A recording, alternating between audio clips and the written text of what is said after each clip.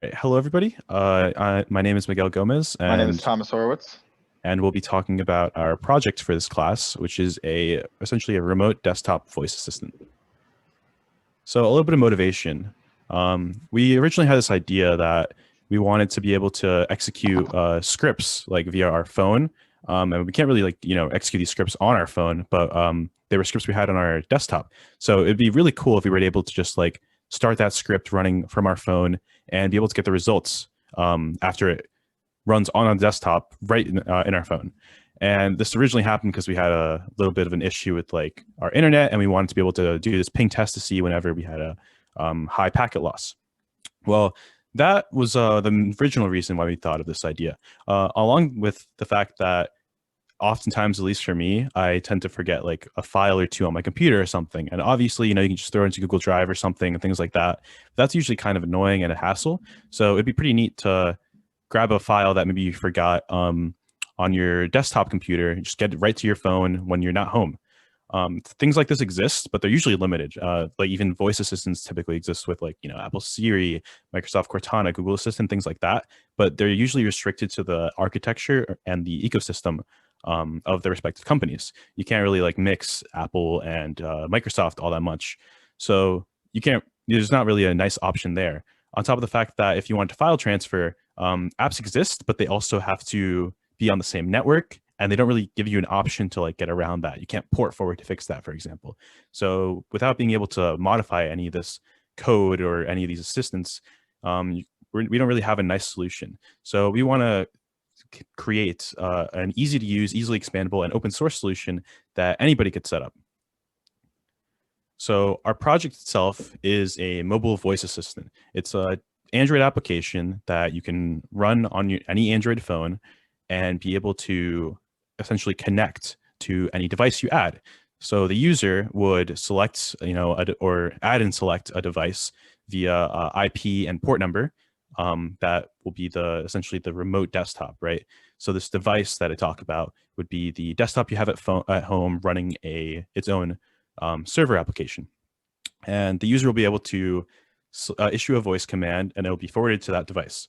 Once that happens, the vocal data that gets sent over is processed on the remote desktop. And if there's like a corresponding action, i.e., if it's a valid command, the user will get a reply back and things like that.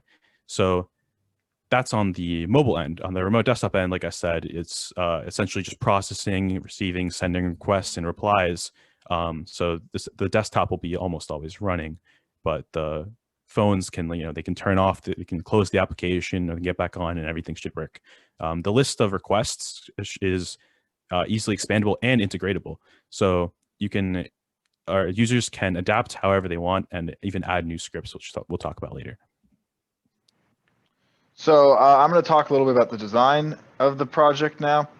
So first, just to go over some of the hardware. To run and test the Android app, we were using my Android phone, which is called a CoolPad Legacy. It runs the Android version 9 and has 3 gigabytes of RAM. But this app should be compatible with other Android phones if they're running version 9 or newer, and also should be compatible with versions 8 and 7 and a couple versions sort of in that direction. And then on the desktop end, we're running the app on Windows 10, and it's been tested on both laptops and desktops. And any Windows 10 iteration should be able to run the app. And the desktop specifically is being used as a server for the phone app to connect to. And I'll talk more about how the network side of things is being set up in a little bit. So originally we had the idea that we would try to make a desktop client for both Linux and Windows. But we ultimately decided to focus on just Windows, largely because of our unfamiliarity with the platform for developing. A lot of the projects we have to do for school are developed in a Linux environment, so we're not super familiar with the Windows environment. And there are certain features which are handled differently on the different operating systems. So for example, the TCP network communication is handled differently on the two platforms. And there are also functions which are pretty standard on Linux, such as like fork and exec, which don't really exist on Windows. And the Windows equivalent are like much more complicated to use and much more, it requires more like understanding to be able to use them in a way that's similar to what fork and exec are on Linux. So instead of developing both clients, we focused on Windows and just expanding the features we had for the apps. So, making the Linux client in many ways wouldn't necessarily be too much of a change from the Windows client. Because like, for example, the socket/network libraries on Linux is just called socket, and on Windows it's called WinSocket. And, it's not a pure just like find and replace kind of deal, but it's not too difficult to sort of change like something that's using WinSocket to adapt it to just use sockets. But other issues like running Linux on a virtual machine has some issues with like networking and port forwarding. So if we wanted to like run it, we need to dual boot one of our computers, and that is too time consuming of a process. And we didn't think it would add too much to the project, so we decided ultimately just to go with Windows 10 for implementing the desktop client. So just to list quickly the IDEs and the languages that we've used. So for Android, we use Android Studio and coded in Java. And Android Studio is a JetBrains software. So they have other Java IDEs that you might be familiar with that are pretty similar to Android Studio. And for the C++, we used Visual Studio Code and Atom. And then for the scripting languages, we used also, just text editors, and Notepad++ was also used. So just to go over the libraries that we use specifically quickly. So we used TCP, or Transmission Control Protocol, for our networking. And this is one of the more common protocols for network communication. It's a two-way connection between a client and a server, which is contrasted with a UDP connection, which is just a one-way connection. And it allows for just like a conversation, quote unquote, between the client and the server, so both can send and receive messages from each other. So it's like sort of it's very close to what we wanted to implement with our app, and also guaranteed ordered delivery, which is really important if you're trying to transfer a file byte by byte, for example, to make sure that those bytes are getting sent in the right order. So on the Windows end, the libraries that we used for network is Windows H, WinSocket 2H, and then WS2 TCP IP, which are all just used for different parts of the networking process. And also we had to port forward a port so we can accept a connection from the app without being on the same Wi-Fi or internet. And then on the Android side, we used a library just called java.net.socket. And then for the voice library, we used the Google voice recognition library on Android. So for the implementation, I guess we'll start first with the Android application. So Android Studio, when you like start up a program, it kind of just sets up a bare bone repository with all the folders, all the files you kind of need to like get something running. It's not really intuitive as a beginner to make your own application, because there's so many folders, so many files, which you've seen a bit. But with a little bit of research, you can quickly realize that everything's kind of consolidated, which is really nice. And this is mostly done because of Android Studio. So what one would have to do to create their own application, like add all this, UI and functionality, you have to like go into the class, you have to make it classes, you have to go into like the main method, I guess I'll call it, and edit some functionality there. And you kind of just build on top of it and add new activities and fragments, which are like Android's way of breaking up what the view is, like the screen of the application at any given time. And So the application itself that we created, essentially you can just run it right off the bat, and you'll be met with a neat little UI, which we think is rather intuitive. And once the application starts up, like once the user presses it to open it, it'll essentially initialize its main thread, and it'll have like background threads such as UI, main, and network kind of threads to handle each event independently. The key features of this app are you can add, edit, and remove connections. So the user will be able to, add the IP and port associated with, like, let's say their Windows 10 laptop.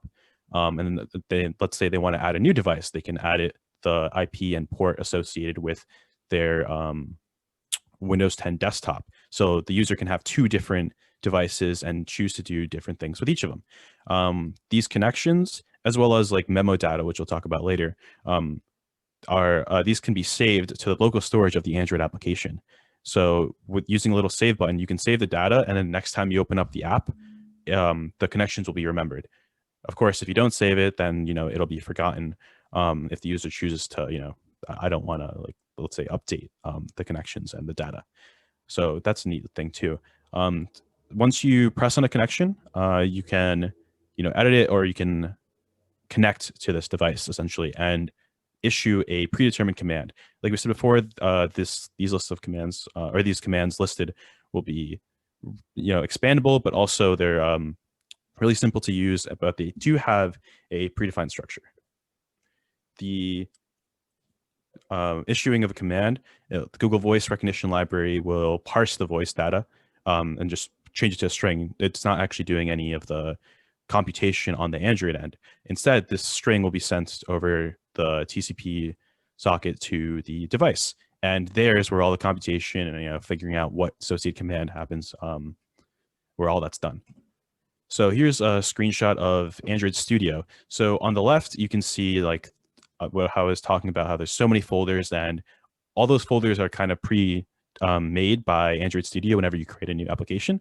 So this is where all of the code essentially is held. And a lot of these folders are required, and a lot of these files are required for an Android app to be even considered an application.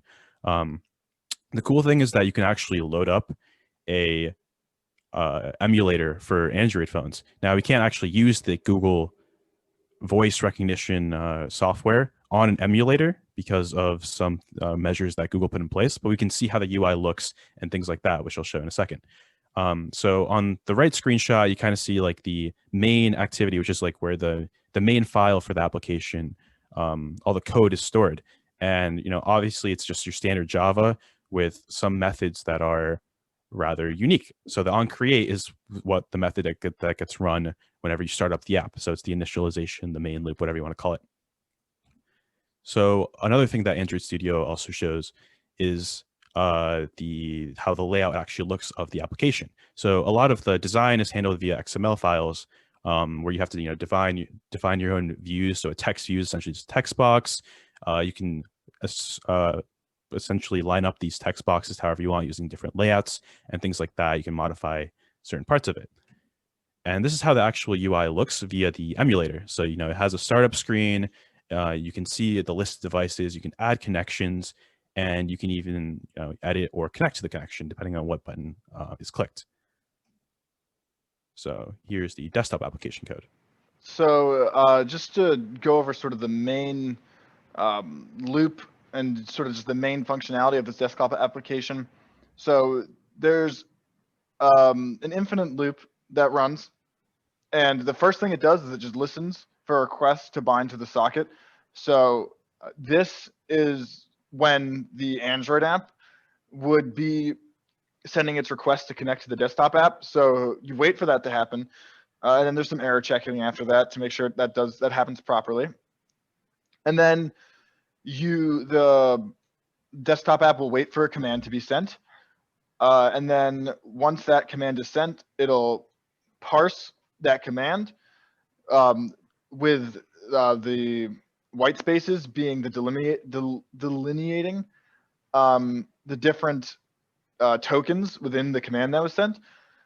And it's going to check to see if the first token in that full command matches one of the predefined commands. and if not, it's going to send an error message to the phone. And if it does, it's going to just execute whatever that command is, assuming that the formatting for the command and the arguments are valid. And sort of one of the design choices I want to focus on here a little bit is that every time you issue a command, it's a new connection is set up between the Android phone and the desktop application. And this is the design choice that we decided to go with, because if you just had like one connection, so like, you know, the first time you do a command, let's say the Android phone connects to the desktop, and you just keep that connection the entire time, there's more room for things to get messed up. Like if the connection gets interrupted at some point for whatever reason, that would mess things up. But this way, the connection only exists as long as the command is being sent back and forth, like the command's being sent to the desktop and then the results being sent back. And after that, the connection is destroyed, and then it just waits for a new connection attempt at the beginning of the loop. So it just, it's more stable, and it allows for more, it has more of like a fault tolerance. Like if something messes up when you're sending a command, for example, it will just go to the next iteration and just look for a new command again, and it's not going to like mess up the whole flow of the application. So here's just some pictures of what the network looks like on the Android side. So there's just a TCP client class that we create that stores some important values, like the IP and the port of what you're connecting to, and then it runs this. It creates this class and runs it in something called an async task, which is kind of like threads for Android phones, and it basically, similar to the desktop end, it waits for the user to give a voice command. And when the user gives a voice command, it sends that command over, and then it waits to get some sort of command sent back. And then depending on what that command, like that result sent back is, it'll do different things with it. So not too complicated. So there are some sort of limitations that we wanted to discuss about the network. So you need to be able to connect to the desktop application. You need to know the IP address and port number that's being run on the desktop server, which isn't too difficult to find out. I have the default port for the desktop server just set to, I think it was 12,000. And then your IP address is just whatever your IP address when you Google like what my IP is. So it's not too difficult to find these values out, but it's something that maybe a casual user might not be too certain what these things are. Also, you know, a stable connection is important to have, but that's sort of just true of any kind of network communications. And this is also just sort of where port forwarding becomes sort of an issue, where if you don't port forward, that's fine. The application will still work, but you need to be running on the same network, which, you know, for some of the functions might sort of defeat the purpose of having this app, but for some of the functions, it still could be very useful. But with port forwarding, you can have the server and the application be running on any networks, and it doesn't matter. You'll be able to connect. And that's definitely like the intended use case of this app, that you are able to port forward the desktop app. So to talk a little bit about the scripts that we've implemented and how scripts are run by the desktop app. So currently, we have made two pre-made scripts. One, which is called ping, and it's a Python script where it just runs a ping command 10 times and returns the average response time. This sort of, you know, harkens back to sort of our initial motivation for wanting to make something like this. And then the other command is called clipboard, and it will send to your phone whatever is in the clipboard on your desktop, and it's written in Julia. So, you know, let's say you're watching some YouTube video on your desktop and you want to send a link to your phone, you can use this clipboard command to send it to your phone. And we also allow the functionality for running custom scripts. So by using the run command, you can add your own Julia or Python scripts, or also executables, to be run. And the only limitation is that you just have to put the command inside of the command folder, which is in the desktop app is in a folder called Windows app, and then inside of that folder there's a subdirectory just called commands, and you just put that command in there, your own command, and if you just do run and then the name of the command, it'll run the command for you. So there's very, very, very easy to add new commands that you want the desktop to run. Just to go over all the functionality we have implemented. So the first command is file, and then you say a file name as a parameter. So it looks for a file in the Windows app directory with the name of whatever your argument is, and it'll send that file to the phone. But there's a special usage case where if the file name is memo, it'll send the memo that you have saved over to the app. And we'll talk more about that when I bring up the memo command, what exactly that means. So ping and clipboard I already explained.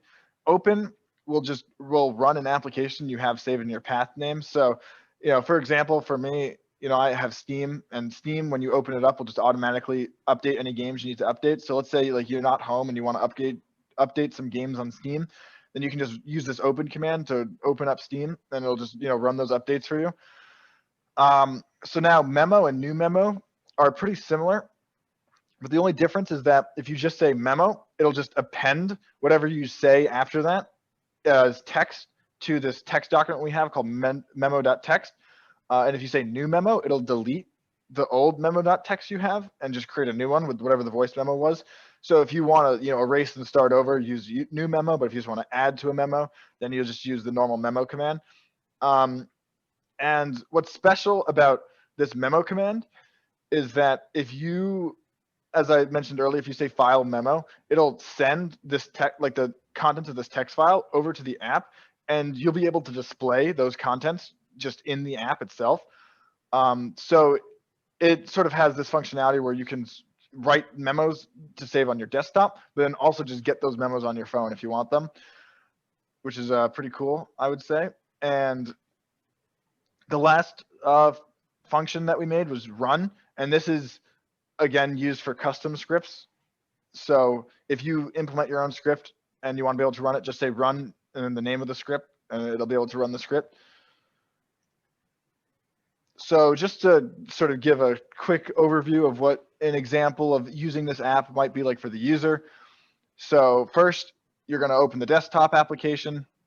Then you're going to open the phone app and then add a new connection on the app with the IP and the port number used by the desktop. There's a save button in the upper right corner that you can click to save this connection. So you can click that to save the connection. Click on your newly added connection. If you need to edit anything, if you made a mistake, there's a pencil that you can click that'll let you edit the details. But if you want to issue a command, you click the Wi-Fi symbol and it'll start the voice recognition. And then issue one of the commands. So like, for example, if you say new memo, hello world, it's going to make you a new memo on your desktop in memo.txt that just says hello world. And then the server will send back a response to the phone depending on how this went. So a success message or a failure message, or if you use like a file command, let's say, it'll tell you where it saved the file to. And now it's time for us to do a little live demo.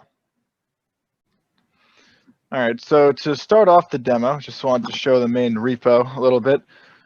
So first, just want to show off where the Java code is. So yeah, you have to go in this folder, then you have to click through a couple more folders just because of how Android Studios is set up. But eventually, as you can see here, you'll get to the Java files. So if we go back to the main folder in the repo now, we'll see that there's a folder called Windows app, which has the desktop app in it. And then inside of that, there's another folder called commands. And for now, it just has the two commands that have been implemented by Miguel and I. But this is also the folder where if the user wants to implement any commands, they can put them in here. So now I'm just going to show how you run the app, the desktop app. So there's a make file, so it's really easy. Just make run. So the desktop app is up and running. So now I'm going to switch to the Android app. So this is what you'll see the first time you're opening up the app. So let's start off by clicking the plus button, and we want to add a new connection. So I'm going to type in my IP address and also my port number. Click OK. Now, if we want to save this change so it persists when you close the app, click the Save button up there. So now let's start off with the memo command. So we want to send a command to this connection. So click here, and then we see we have two buttons. So the one on the left is if we want to edit this connection at all. So let's say we typed in the IP wrong. We can click that button, and it'll let you change the IP in the port. But to the right is this Wi-Fi button, and you click on that to execute the commands. So we'll start off with the memo command, which again is just you say memo if you want to append to the current memo, or new memo if you want to delete the current memo and just start over with a new one. So we're going to click on it. Memo, hello world. So we can see from the top, the command successfully executed. So now if we want to see this memo in the app, we're going to use the command file memo. So let's do that. File memo. So now you can see, close out of that, and we'll click in the upper right-hand corner. That thing looks like a page. We can see that our memo's there. And similarly, if we want to save this memo and have it persist for when we open the app next, click the Save button, and now that memo is going to be there the next time we open the app. So now I'm going to show off if we do new memo and we want to delete this memo with a different memo, show that functionality off. So new memo, memo 2. So you see, command worked. Oh, my bad. We got to send it to my the phone first. File memo. So now the memo's been sent. And I see memo 2. So now if you want to append to this memo, which again, we just use the memo command just to show that that works. Memo, hello world. All right. File memo. All right. So as you can see, now the memo is just appended to the bottom. So let's say we want to send a different file, just some random file, which is what the file command is used for, and we have an example file that we put in the folder for this demo. So the file is just called example.txt. So to send it, we're going to use file and just say example. So file example. So now it's going to ask me to save the file. So let's call it file.txt. Why not? Click OK. All right, so now let's go look through my phone. So the app's going to create this folder called receive files. Click on that, and we can see we have file.txt. We click on that. And just to prove that it's not just a blank file, this is what was written to it.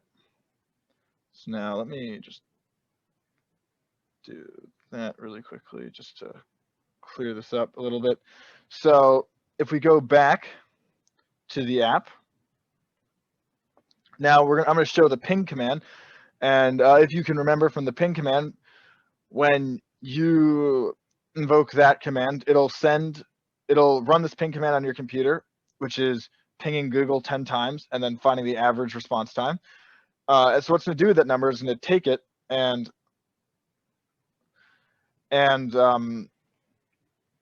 send it to the phone and store it in a text file in that folder we were just looking at. So let's test that out right now. Ping. So you can see we got a file. So let's go check this file out.